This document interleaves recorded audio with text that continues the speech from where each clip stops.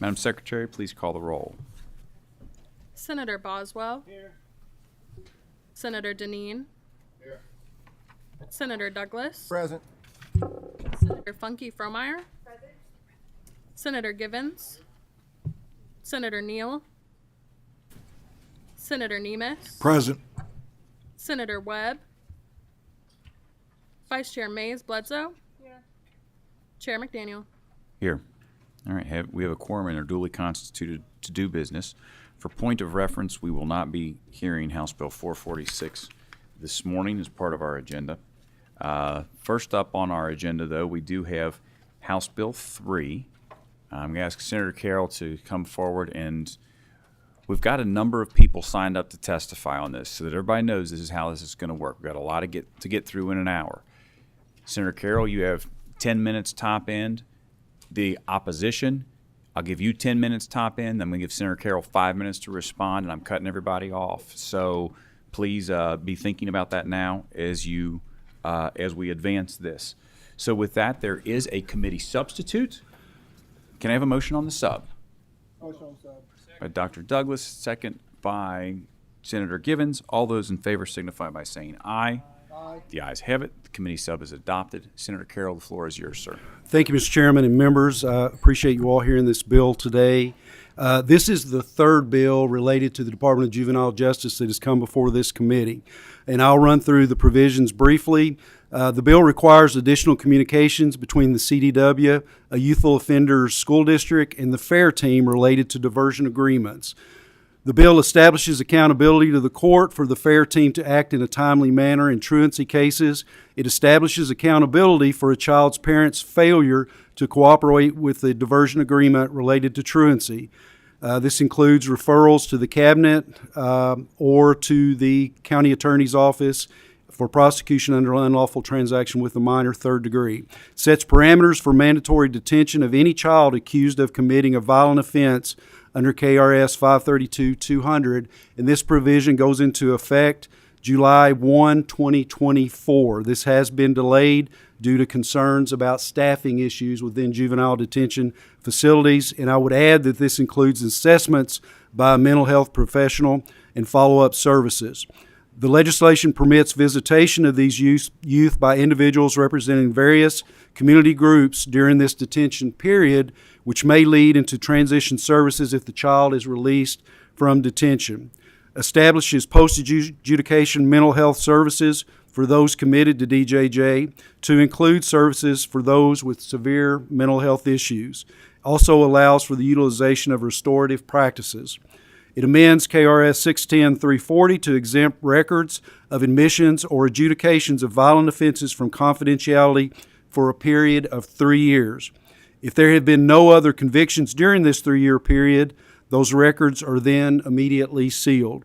And finally, the bill appropriates $20 million to restore the Jefferson County Youth Detention Center in the downtown Louisville and the Jefferson Regional Juvenile Detention Facility in Linden. Very well. Nice work, sir. Is Representative Bratcher coming to speak on the underlying bill at all? Not that I'm aware of, Mr. All right. Chairman. So this is the agreement between the two chambers on this portion of juvenile justice reform. All right. Thank you very much. If you want to just move on back there for a second. So I'm going to ask the following people to come forward. It's going to be a litany, so feel free to grab an extra chair or two and come up. I've got Judge Jessica Moore, Edward, I believe it says Palmer, Scott West, Ashley Spalding, and Tanya Whitfield.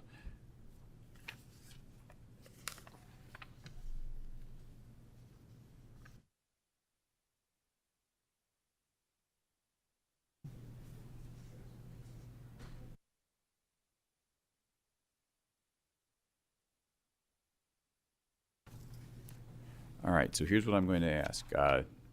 Whomever can go first, I don't mind. The only thing I ask is when you do start, please state your name and position for the record, and then go ahead and proceed. All right, so whoever would like to go first, go ahead.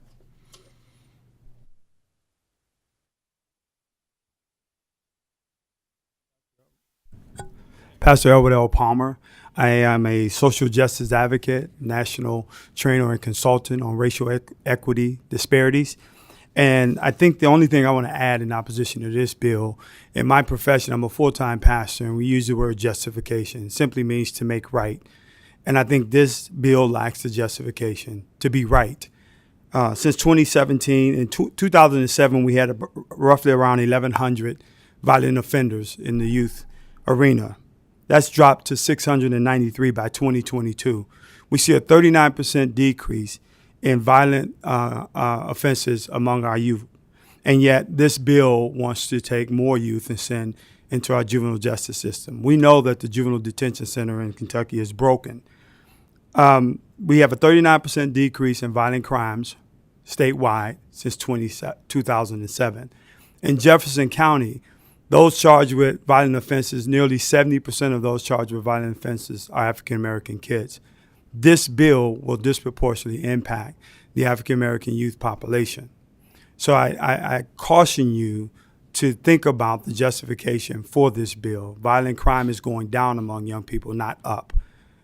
And most of those cases that would be initially charged at the policing contact point, when they get to court 2 or 3 days later, will probably be amended down, but the damage to that young person would have already been done. So I think this bill lacks the justification to be harder on young people just because they were charged with a violent offense. Thank you for your time, Mr. Chairman. Thank you, Pastor. Good morning, Mr. Chairman and members of the committee. I'm Judge Jessica Moore, currently the Chief District Judge of Jefferson District Court. I've also spent the past 3 years presiding in the juvenile court. I want to particularly thank the sponsors of House Bill 3 and all of the co-chairs and you as a committee for your thoughtful consideration on this bill, and just want to raise concerns the judiciary has related to the mandatory detention portion very briefly. This bill does recognize the unique issues present in Jefferson County related to detention. I was very glad to hear of the delay related to the mandatory detention. I want to communicate to you that the district court judges across the state are making these difficult decisions, and the data will show you that 90% of this particular population is already being detained after consideration by judges that are presented with information from the court-designated worker, the risk assessment, information from the charging officer and charging document. All of those facts and circumstances that are unique to each youth must be considered, and the judges feel very strongly that we are in the best position to consider all those facts and circumstances before making that decision related to detention. The data also supports that we know once a youth is detained, there is a ripple effect of negative consequences, and we have to be so careful on when making that decision. It cannot be a one-size-fits-all for every youth across the Commonwealth. We remain open and want to be able to ensure that we can provide more data to you in looking at the detention component of this bill. We want to be a part of the conversation so that good law is made that protects and ensures the safety of everyone across the Commonwealth, as well as protecting the constitutional rights of the most vulnerable constituents that you have, the youth in our communities. So thank you so much for your time this morning. Thank you, Your Honor. Ma'am. All right. My name is Tanya Whitfield. I'm with Kentucky for the Commonwealth and for KFAN Steering Committee, and I would like to thank everybody on the panel for giving me an opportunity to speak.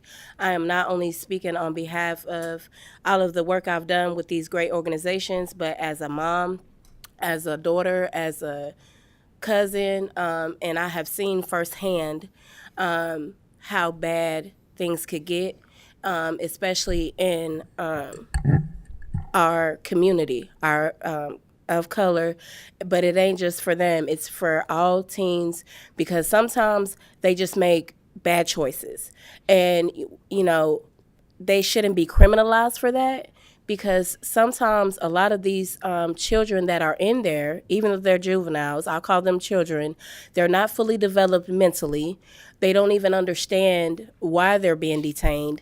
And then it's an automatic 48 hours detainment, which depending on the time that they are detained, it might be longer because we got to wait for a judge and things like that. And so all that time that they're in there, and they're being bullied and abused and things like that, all of that extra mental strain that is on them, instead of giving them an opportunity to get help, to get support the right way, and then they are definitely 90% more times likely to recommit the offense. And then when you come to the younger children, being around the older children, because they're trying to be cool and, try to I'm going to be cooler than them, because in their mind, that's what they're thinking. I'm going to be a part of them, so I have to do things. And then that causes even more tension. So I just urge you, not just as a constituent and as a mom, I urge y'all to really reconsider this bill. I'm not saying the whole bill is bad, but when it comes to the 48 hours, when it comes to the judges not having as much say, because they can make better decisions, better informed decisions on a case-by-case basis, I just urge y'all to really consider what message you are sending to the Commonwealth. And thank you so much for your time. Thank you, ma'am. I'm Scott West. I'm the Deputy Public Advocate for the Kentucky Department of Public Advocacy. I want to talk about two unintended but very real consequences. We've been told with regard to the up to 48 hours of secured detention that one of the reasons for that is to assess the child, help get to more help to the child. But being in custody and answering questions by people who are an agent of the state means Miranda attaches. And that child will have the right to counsel immediately.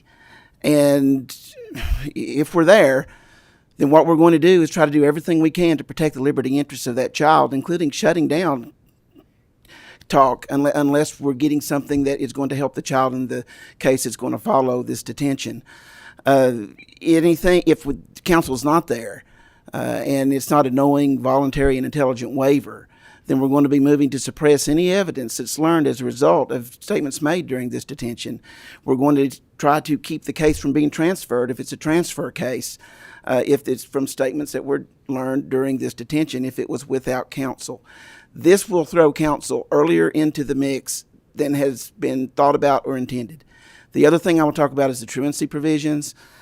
I've learned from some of the best juvenile practitioners in the state while at DPA, and one of the things they tell me is if the reason your child's not going to school is because the parents aren't taking them, then ask the state to open up a DNA case. They use different carrots and sticks in jail time. They want unsupervised supervision of their kids. They want to be able to talk with their kids and not lose temporary custody. Those are the carrots and sticks. But once they come into the child's case and they're put under orders, they're going to be entitled to counsel. And we're going to be there and insist on due process when the order is entered that they're going to be under, but we're also going to be there if there's an alleged breach of that order. So once again, more attorneys are being injected earlier than was thought. And in my experience, if the design is to move things along quicker, this is going to give lawyers an earlier chance to get in there and defend these people, as we are required to do under the ethics, under the Constitution.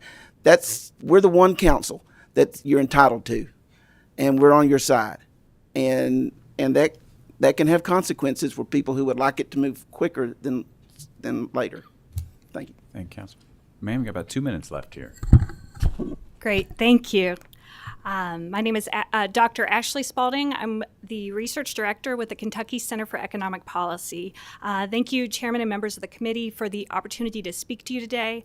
In the short amount of time I have, I want to talk about concerns about the mandatory detention provision, and then also the removal of confidentiality of records for a category of juveniles. I want to talk about what the research shows related to public safety. I know we're all concerned about public safety, and we want to see kids who make mistakes be able to turn their lives around. And what the research literature, the scholarly research shows, is that these provisions that I mentioned in the bill, these punitive approaches will actually have the opposite effect, and they will actually, the research points to them actually diminishing public safety in the Commonwealth rather than improving it. The research is very clear on this. I want to say at a high level, since I don't have much time what the research shows, but really at a very high level, it shows that when we incarcerate kids, when we detain kids, it actually who make mistakes. I'm like, where's my? I'm so sorry. I know that I needed to cut it down. Here we go. I want to just sum it up by saying, put simply, detaining kids who make mistakes increases their chances of becoming adults who make mistakes instead of the productive members of society that we all want to see them become. It makes it very much harder for them to turn their lives around. I want to mention one specific study. There's so many studies. A study that specifically looks at pretrial detention or pre-adjudication detention and the harms that we see to the youth and then to the impact on our communities. This recent peer-reviewed study published in the Journal of Crime and Delinquency, it specifically applies to this situation because it's pretrial or pre-adjudication. The study found that regardless of the numbers of days incarcerated, that there was youth who were detained, that it increased kids' likelihood of committing a new felony within 1 year by 33%, and a new misdemeanor within the following year by 11%. And each day spent detained in a secure facility was associated with a 1% increased risk in reoffending per day. And Dr. Spalding, with yes. that, I do thank you very much. I know you tried to cover a lot quickly. Thank you. I sincerely appreciate it. Thank you. If I could ask you guys just kind of take those couple seats behind you there, because I know we've got questions from the committee, but I promised the sponsor 5 minutes for any rebuttals and closing comments. So, Senator Carroll, if you would like to come up, sir. And Senator Webb, is your question for that panel or for Senator Carroll? Okay. Mr. Chairman, in response to the 48 hours, I think it's important to remember that this is just related to violent offenses. And it's not simple detention. There's a mental health assessment that goes along with this, in addition to possible treatment, whether they remain in detention or if they are released. We're moving in that direction. And it also allows for community groups to come in to intervene, to work with the child. This could be faith-based groups or others and hopefully when they are released, it would lead in to additional services through these groups. So it's not simple detention. And it does not apply to those kids who are 10 years or younger.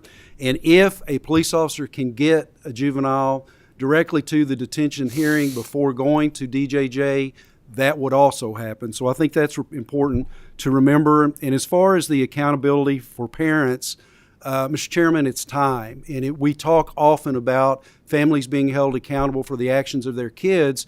This puts that into play where the courts can hold a parent accountable if they intentionally fail to cooperate in relation to truancy issues. So that's explained in that provision. The confidentiality of the records, it's an employment issue where these records, again, only on violent offenses.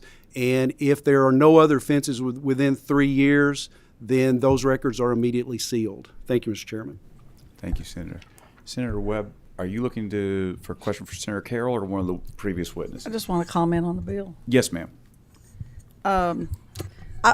I appreciate the task force. I appreciate the work that was done. I was proud to be on it. I'd like to continue to work there with that. But, you know, I practiced law 36 years. I still practice juvenile law. I've been here 25 years. And you've heard me say it throughout, and some people may get tired of it, but I think what the testimony we've heard today, what I say is relevant. I was probably the only person in the room that represents the children. And that's what I like about regional detention is the most important person is not their family or their preacher even at that time, it's their lawyer. And just because you're charged with something, a serious crime, doesn't mean you've done it, and it doesn't mean it's going to proceed that way. So, I mean, I'm playing devil's advocate here a little because I represent children. I represent those liberty interests. And we spend a whole lot of time in this body talking about liberty interests and the Constitution, and I practice that. I try to practice it everywhere I am. And one thing I would like to know more about is, you know, when we go into the next session, after we've identified a lot of these problems and we fixed some of the problems in the juvenile justice system, is to hear from the experts. I consider some of those folks sitting there a minute ago experts. And you've seen, I don't want to sit back any juvenile justice data success. It's not perfect, and things have changed, and there are variables involved in it that we have to adapt to in that data. But we certainly need to take heed of, where we are in juvenile justice, what the experts have to say, and I hope we can continue to bring in folks and have lengthy, exhaustive hearings. I'm willing to sit and listen to that for the sake of these children and the sake of this agency. And I have concerns too. I like judicial discretion. I think these judges know what they're doing. We elect them to know what they're doing. And I like discretion. It is not a one-size-fits-all for these children. I have concerns about some of the provisions of this bill. I've stated them, and I'll continue to state them. And we're not going to get a perfect product, but I think we need open hearings. I think we need experts, national, data-driven, based adaptations to our population, and I will continue to urge that. Thank you, Mr. Chairman. Thank you, Senator. Senator Nemes. Yes, I think we have to watch what kind of data we have, because it's obvious that the ones that are detained are more likely to reoffend. But is it apples to apples? Are you saying that you detain people or not detain them who are committing the same crime, so that we can objectively look at, you commit a crime and you're detained, you're more likely to reoffend, and you commit the same crime and you're not detained, that you won't reoffend? I would think that there isn't data to show the exact equal to that. Danny, can you answer that, Senator Carroll? Well, Senator Nemes, I can't speak to the data. I can speak to 24 years of law enforcement experience. And part of the value to this detention period, it's a cooling off period. And I can't tell you the number of times we've seen incidents happen, shootings, major assaults, whatever the case might be, that the the suspect is immediately released, and then there's a retaliation, or there's a second offense related to the first. So I think that's important to remember that. And to Senator Webb's point, I don't disagree. And that's part of the reason this has been delayed for a year and a half. The Juvenile Justice Oversight Council is tasked for reviewing DJJ, all aspects of DJJ, and I have no doubt this is something that will be discussed through that. So there you go, Mr. Chairman. I believe we have another distinguished visitor with us, Senator Schickel. I think that he wants to add on to that. Then we're going to go to Senator Givens for the last question on this subject. Thank you, Mr. Chairman, for allowing me to speak. This bill and other bills is something I've been involved with for really ever since I've been in the Senate, and I feel very passionate about it, and I feel compelled to speak because I feel like some of the testimony, as Senator Nemes has indicated, has been very one-sided. We need to always remember the question is who's making this decision whether someone is detained or not. And I feel so passionately that it should be an elected judge from that jurisdiction, And this bill, this is the maximum amount of time, like the bill sponsor says. It can happen any time before that. And we cannot deny what's going on in our communities. I speak for my own community, Northern Kentucky. This is a very critical issue, this juvenile detention and the cooling off period, and being able to sort out exactly what's going on before someone is released into the community. Thank you, Mr. Chairman. Well, Senator Givens. Senator Schickel, if you'll stay at the table, thank you both for your work on this. Senator Carroll, thanks for your leadership as we work through that DJJ discussion over the course of the period. I'm not even going to call it the interim. If you remember, it was all compressed in that one period of the break, and masterful work, fun to be involved in that. I'm reminded, as we have this legislation before us and we look, seems like the focus is there on page 8, the new sub 2, beginning July 1, 2024, and running on through that cooling off period that you mentioned. and that mandatory detention. That seems to be the focus of all the conversation. You agree? I do. Good. The moment that was most poignant for me in our DJJ work was Judge Green coming to the table and saying of all the things they need more tools in the toolbox. That judicial discretion to make the decision one way or the other, how to position someone for a bright future, or how to punish someone if they need to be punished. And so then when I hear Judge Moore indicate that 90% are detained, do either of you know anything about the 10% that are not detained? Because from what I gather, that 10% is going to be the group we're detaining that we weren't previously. Can you share with me any thoughts on those?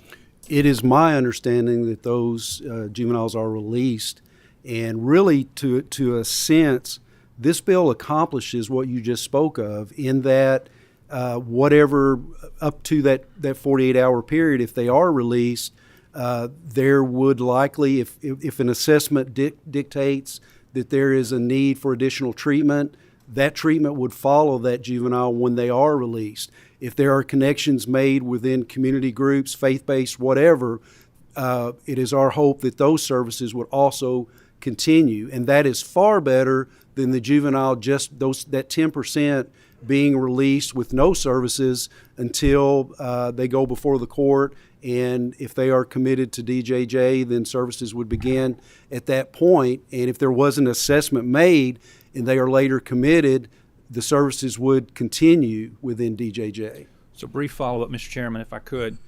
Senator Schickel, you had mentioned your experience in law enforcement, and you and I have had some conversations on this topic. Either or both of you, help me to understand. I know what 48 hours is, but the bill language specifically says that the clock doesn't start ticking until that young person lands in DJJ, in that facility, correct?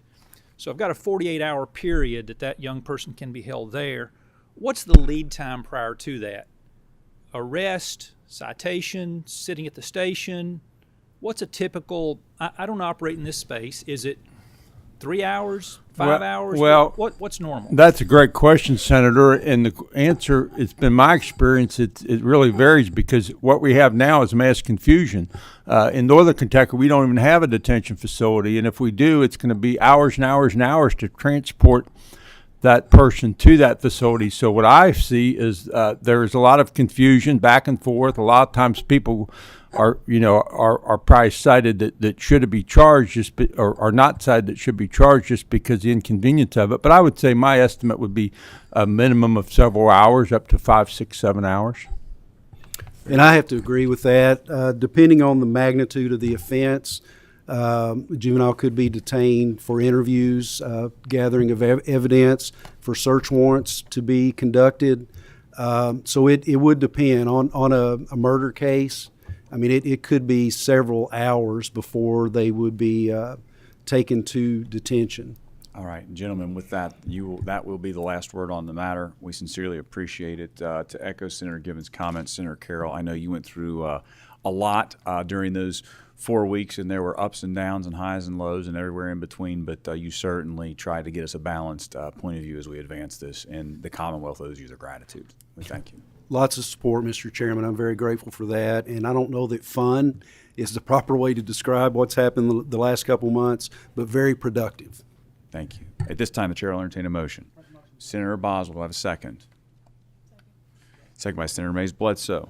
Madam Secretary, please call the roll. Senator Boswell. Senator Deneen. Aye. Can I explain my vote? Yes, sir. Thank you, Senator Carroll. As we have seen, I've worked in alternative education settings back home, and as I have seen more and more of our youth involved in crimes, what bothers me, I guess, or concerns me, is the level of crimes that we are seeing at a much younger age than we are accustomed to seeing. Many of these violent crimes, I think this bill addresses, and I do agree with getting those youth involved with the help they need. And I think this 48 hours provides that, and many times they don't either have access to or are acknowledging where to go to get the services they need, whether it be behavioral or mental health. And I think that this provides that within that confines of 48 hours. But on the other side of this, I think it also protects the community from that violent offender that may go out and commit a crime in retaliation again. So I do want to thank them for that, but I am encouraged by the work that's being done. Is there more work that needs to be done? Absolutely.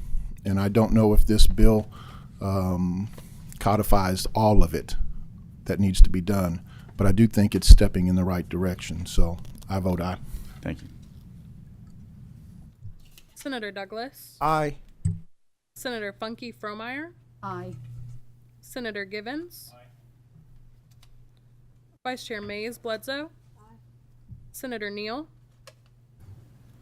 May I explain my aye vote? Yes, sir. Thank you, Mr. Chairman. I was a part of that task force as well, and quite frankly gained insights that I did not have before. But it confirmed a lot of thoughts I've had historically and currently. This bill can be a positive step forward. Let me put it that way.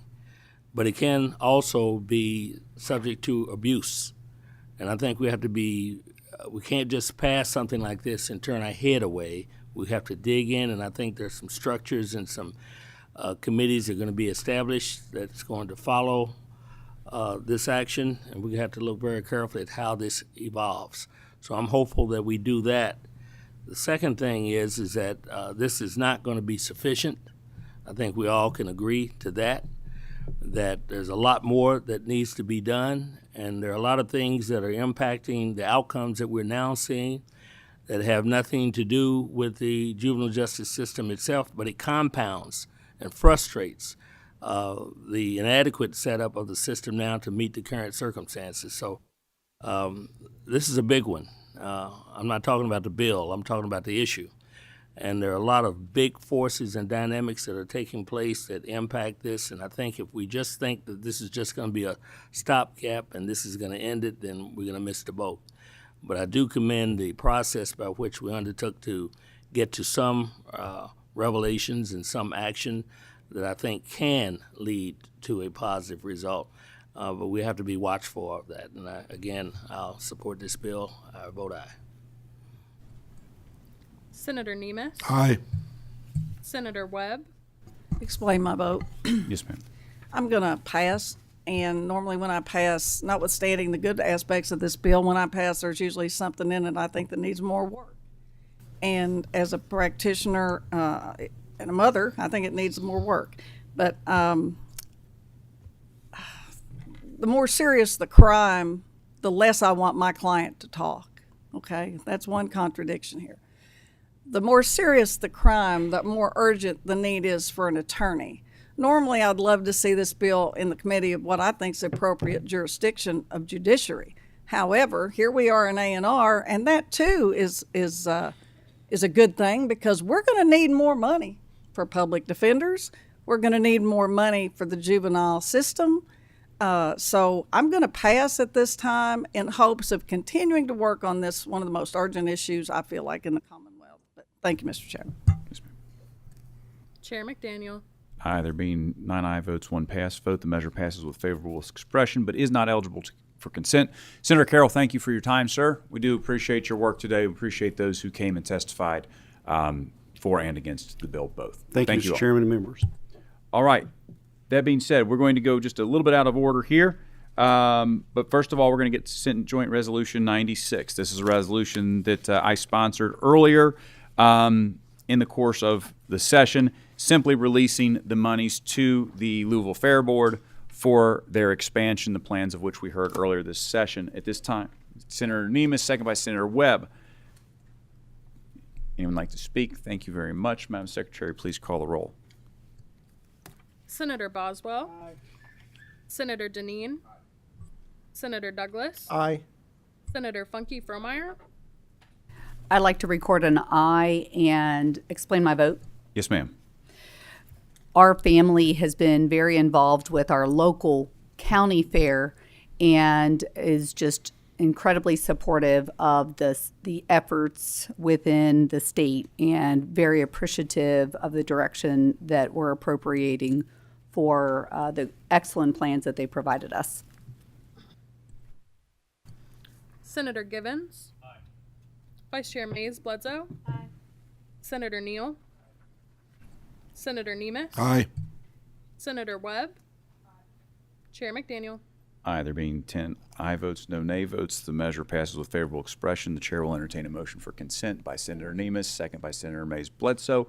All those in favor signify by saying aye. The ayes have it. The motion goes on consent. Thank you all very much. Next up, we're going to do House Bill 444 as amended by Senate Committee Substitute 1. The chair will entertain a motion on the committee substitute. Senator Mays Bledsoe, do I have a second? Senator Webb, very well. The only change in Senate Committee, all those in favor signify by saying aye. Aye. The ayes have it. The only change to the underlying bill is in paragraph 2, where the money appropriated for the compensation study specifies that study does need to be completed by November the 1st of this year. The underlying bill, so everyone will recall, sees all judicial branch employees receiving a $2,000 raise.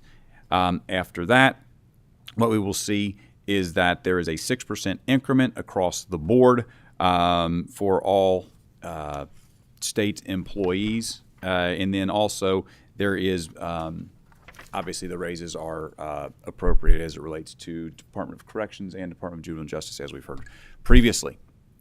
At this point in time, the chair will entertain a motion on the bill. Senator Webb, second by Senator Boswell. Madam Secretary, please call the roll. Senator Boswell. Aye. Senator Deneen. Aye. Senator Douglas. Aye. Senator Funke Fromeyer. Aye. Senator Givens. Aye. Vice Chair Mays Bledsoe. Aye. Senator Neal. Aye. Senator Nemes. Aye. Senator Webb. Aye. Chair McDaniel. Aye. There being 10 aye votes, no nay votes, the measure passes with favorable expression. This one's a pretty important one. We may want to talk about it, but for the fear of possibly timing, I will entertain a motion on consent. Senator Mays Bledsoe, second by Senator Givens. All those in favor signify by saying aye. The ayes have it. The measure goes on to consent. Very well. All right. Next up, we will take up House Joint Resolution 76 by Representative Petrie. In this resolution, the parks are appropriated $40,000 for campground upgrades, $20 million for utility improvements, and $6 million for broadband upgrades. This has been out for a while, and this does leave a balance yet to be appropriated based off of some future input from the parks. There is no sub. Any questions from members? Senator Boswell has a motion, second by Senator Douglas. Madam Secretary, please call the roll. Senator Boswell. Aye. Senator Deneen. Aye. Senator Douglas. Aye. Senator Funke Fromeyer. Aye. Senator Givens. Vice Chair Mays Bledsoe. Aye. Senator Neal. Senator Nemes. Aye. Senator Webb. Explain my vote. Yes, ma'am. We've got more money. Parks is in need. We've got to upgrade some things. I listened to the debate on this in the House, and being familiar with this issue and having parks in my district, it's a great concern to me as we try to move forward in the modernization post-pandemic issues. And I hope once again that we have a discussion, open discussion with parks about where they are and about where we are, and hopefully we can come to some consensus here and spend the money that we've appropriated, because we make money on that. So I vote aye. Chair McDaniel. Aye. There being 10 aye votes, no nay votes, the measure passes with favorable expression.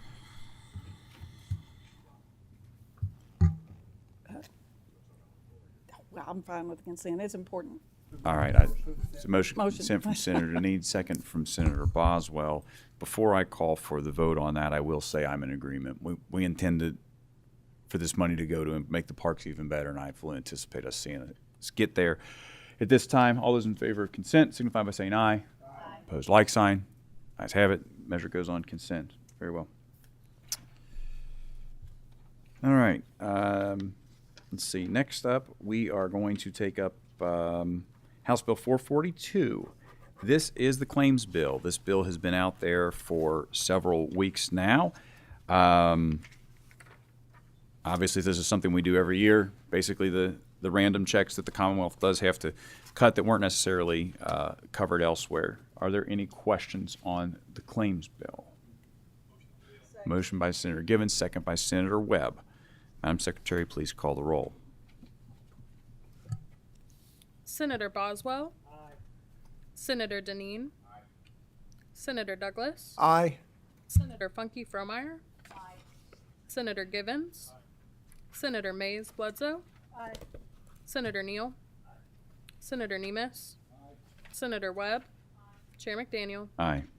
Being 10 aye votes, no nay votes, the measure passes with favorable expression. The chair will entertain a motion on consent. So moved. By Senator Mays Bledsoe, second by Senator Webb. All those in favor signify by saying aye. Aye. The ayes have it. The measure will go on to consent. Thank you. All right, next up we will take up House Bill 360.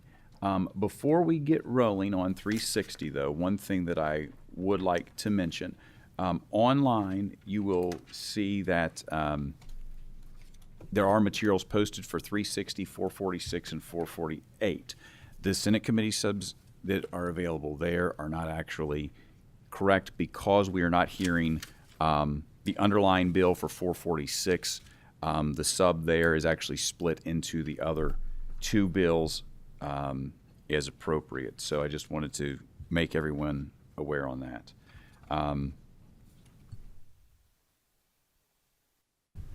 So on House Bill 360, there is a Senate committee substitute. At this time, the chair would entertain a motion on the sub. By Senator Mays Bledsoe, second by Senator Boswell. All those in favor signify by saying aye. Aye. Opposed? The ayes have it. All right. So I'll just briefly cover the provisions of this bill. First of all, there's a change to the consensus forecasting group estimates. Right now, we have 3, and this just cuts one of those out of the overall process as they are produced so close in time. There's a clarification about school board property tax rate setting date. There is an exclusion for human services transportation delivery, kind of alternative ambulances in there. On the electric vehicles, we do direct that both of the funds that are utilized for electric vehicles, that all of the money will be deposited into the road fund. There's no longer a general fund portion to that. However, at this point, it goes directly to the road fund without any kind of a split. Sales and use taxes, we clarify that cosmetic surgery services does not include those that are medically necessary.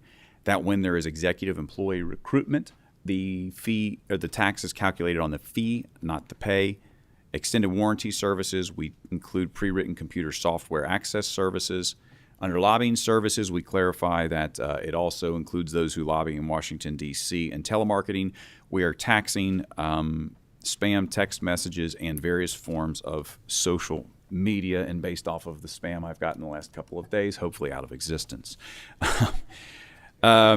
We delineate advertising services versus marketing services. Do clarify that bodyguard services are not taxable under the security monitoring and lab testing required by state, local, and federal government.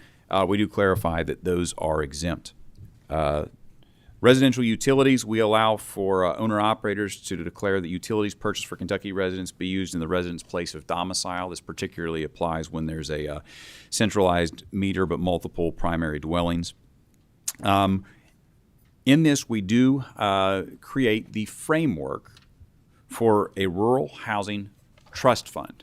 We'll talk about the funding mechanism behind this in just a moment when we get to House Bill 448. But in essence, at the Kentucky Housing Corporation, we establish a new board to administer the Kentucky Rural Housing Trust Fund, as well as make various other changes to that.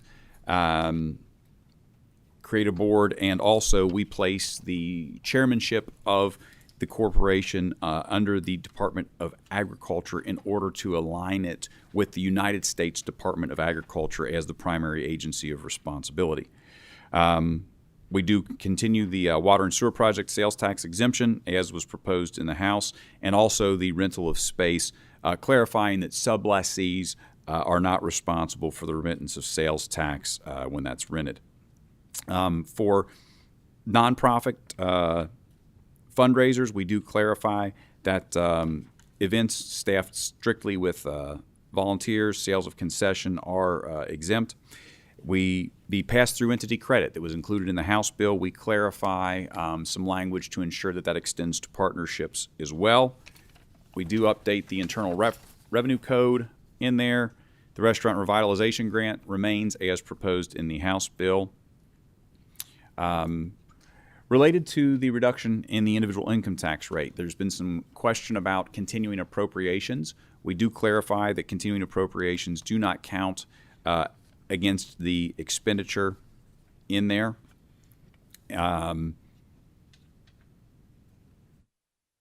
We have in there some language specific to days of reduction. There were some businesses that had particular incentives based off of the days that they were open, and they simply were not legally allowed to open during the COVID pandemic. We did extend that. There was some struggle surrounding some of the TIF districts in the Commonwealth, particularly I know Bowling Green had one that they were very concerned about, and we did go with language that is different from the House's but was agreed upon by those TIF districts that were negatively impacted. We put in there the decontamination income tax credit for brownfields and changed that threshold to $6 million. And lastly, we touched on the Century Aluminum Kentucky Supreme Court ruling, basically saying that the ruling applied only to that particular Supreme Court ruling and for the period that was covered therein. Those are what is actually incorporated in that sub. Like I said, the sub is what was distributed to members previously, with the exception that the structure on the new rural housing fund was brought into this bill as opposed to 446. So at this time, the chair will gladly entertain any questions. Senator Gibbons. Mr. Chairman, thank you, and thanks to staff for the work on this. It's to be a non-budget session, it becomes a budget document, but appreciate the attention to detail. I'm on page 11 looking at the cosmetic surgery language, and I suspect we're achieving the goal. I just want to verify that we are. Cosmetic surgery services does not include surgery services that are medically necessary to reconstruct or correct dysfunctional areas of the face and body due to birth disorders, trauma, burns, or disease. If someone has gone through cancer treatments and is having reconstructive surgery, I would presume disease would cover that. Agree? I would presume as much as well, Great. but certainly I would say that as much as we think this is a perfect document, I get the feeling the House may want to differ, and we may have an opportunity to correct it if not. Excellent. Very good. Thank you. Senator Boswell. Mr. Chairman, I'm sure a lot of the members here are getting emails and various other things that communicate to us regarding the taxing of gold and silver. I don't think that's specifically addressed in here, but I'm not saying I want to make a change, but it's something that we may have to look at because it seems a little odd, especially if it's in the form of a coin. Wouldn't it be taxed? Yeah, no, we do not touch on the current taxation structure for gold or silver. Correct. All right, seeing no others at this time. Oh, Senator Dean. Mr. Chairman, on the earlier version on it dealt with executive positions through basically headhunters. I don't know what page that is on now. I can't seem to find that anywhere. Has that been removed, or is that still within the bill? No, it's still there, and specifically what it was whether the taxation is based off of the compensation of the individual or based off of the fee achieved by the firm. This just clarifies that it's the fee achieved by the firm. You'll find that on page 14. Thank you, sir. All right. The motion be approved. Senator Boswell, second by Senator Mays Bledsoe. Madam Secretary, please call the roll. Senator Boswell. Aye. Senator Deneen. Aye. Senator Douglas. Aye. Senator Funke Fromeyer. Aye. Senator Givens. Aye. Vice Chair Mays Bledsoe. Senator Neal. I'd like to explain my vote. Yes, sir.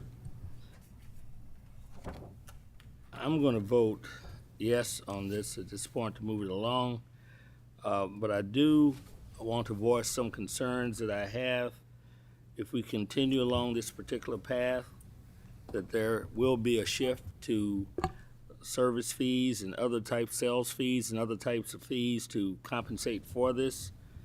And have some concern that if we continue along this path, that we may threaten the availability of various services and needed services and beneficial services. And I just want to voice a caution in terms of how we proceed, notwithstanding the action that we're taking here today.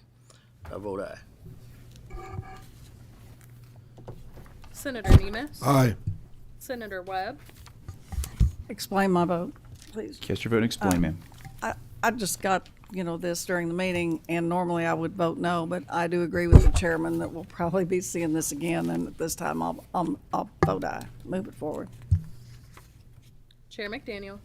Aye. There being 10 aye votes, no nay votes, the measure passes with favorable expression, but we aren't going to entertain a motion for consent.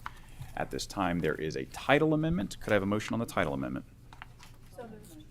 Senator Mays Bledsoe, second by Senator Funky Fromeyer. All those in favor signify by saying aye. Aye. Opposed, like sign. The ayes have it. Title amendment's adopted. Okay. Lastly, we will have House Bill 448. This is an act related to government appropriations, and there is a Senate committee substitute. It's time the chair will entertain a motion on the sub. Senator Nemes does second. Senator Mays Bledsoe. All those in favor signify by saying aye. Aye. The ayes have it. All right. So Senate committee substitute on 448 is pretty simple.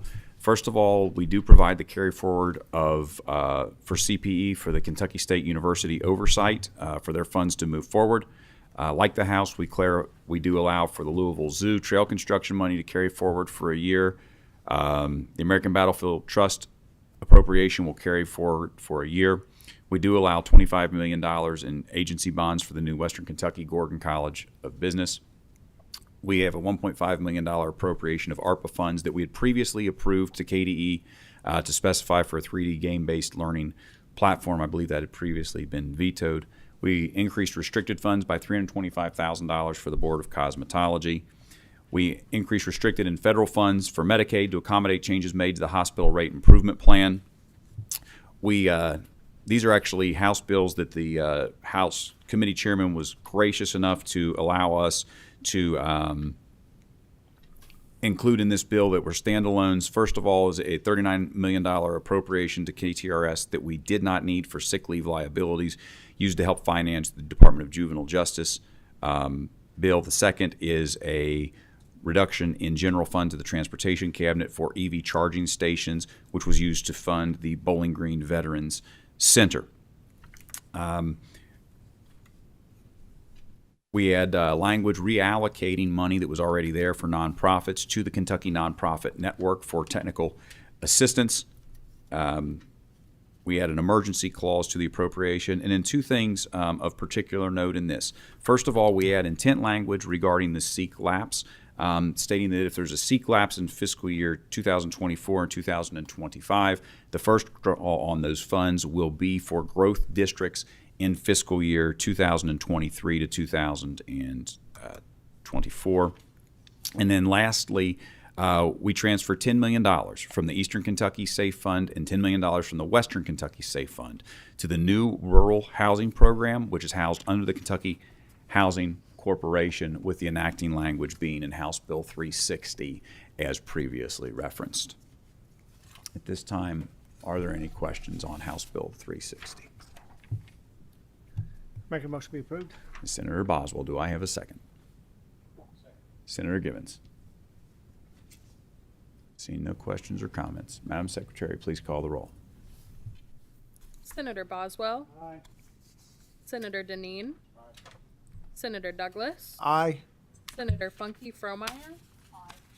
Senator Givens. Aye. Vice Chair Mays Bledsoe. Aye. Senator Neal, Senator Nemeth, Aye. Senator Webb, Chair McDaniel. Aye. There being 9 aye votes, no nay vote. I'm sorry, 10 aye votes, no nay votes. The measure passes with favorable expression. We will not entertain a motion on consent on this one. That being said, seeing no other business before the come before the committee.